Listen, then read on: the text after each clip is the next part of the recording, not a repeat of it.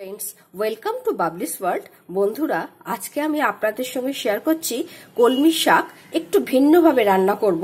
তার জন্য আমি নিয়েছি কলমি শাক 4 আটি, কিছুটা রসুনের কুচি লম্বা লম্বা করে কেটে নিয়েছি, 5 ফোড়ন, নিজের পছন্দ অনুযায়ী শুকনো লঙ্কা, আর যেটা নিয়েছি 75 গ্রাম মুগ ডাল। আমি এটা ভেজে নিয়েছি, মুগ ডালটা ভেজে ভালো করে ধুয়ে আমি এটা রেখে দিয়েছি। এটাই কলমি শাকটা দিয়ে কিভাবে রান্না করব সেটাই আজকে আমি আপনাদের সঙ্গে শেয়ার করছি। একটা কড়াইতে আমি 3 টেবিল চামচ সর্ষের তেল নিয়ে নিয়েছি এবং সেটা গরম করতে দিয়ে দিয়েছি। গরম যখন হয়ে গেছে এর মধ্যে 5 ফোড়ন, শুকনো কাঁচা লঙ্কা আর রসুনটা আমি ভাজতে দিয়ে দিলাম। যখন একটু ভাজা ভাজা হবে তখন তার মধ্যে আমি দিয়ে দেবো মুগ ডালটা। এবার এর মধ্যে আমি ধুয়ে ভিজিয়ে রাখা মুগ ডালটা দিয়ে দিলাম।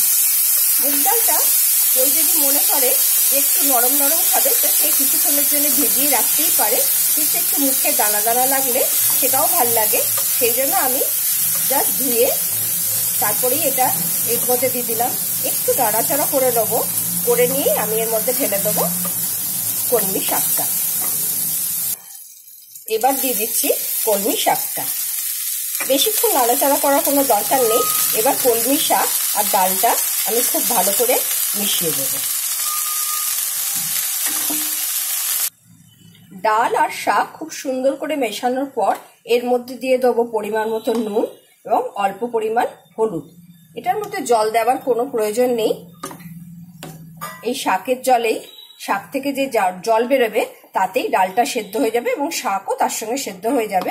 এবার আমি এটাকে চাপা দিয়ে দিয়ে লো ফ্লেমে রান্না করব।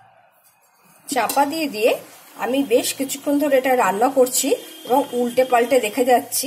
খুব একটা জল বেরোয়নি, কিন্তু এই ভাপে ভাপেই এটা সেদ্ধ হতে থাকবে। শাকটা যখন মোটামুটি হয়ে এসছে তখন এর মধ্যে আমি কিছুটা চিনি দিয়ে ফেললাম।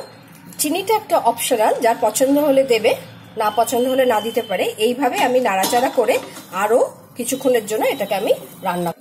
শাকটা পুরো রেডি হয়ে গেছে। এবার উপর থেকে আমি কিছুটা সর্ষের তেল ছড়িয়ে এটাকে মিশিয়ে আমি নামিয়ে দেবো। এটা গরম ভাত, রুটি সবের সঙ্গে খুব ভালো লাগবে।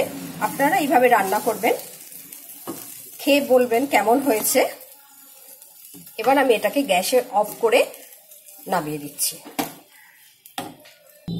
মুগ ডাল দিয়ে কলমি শাক রেডি। বাই বাই বন্ধুরা, সকলে ভালো থাকবেন। নেক্সট কোনো ভিডিও নিয়ে আবার আপনাদের সামনে এসে আমি হাজির হব।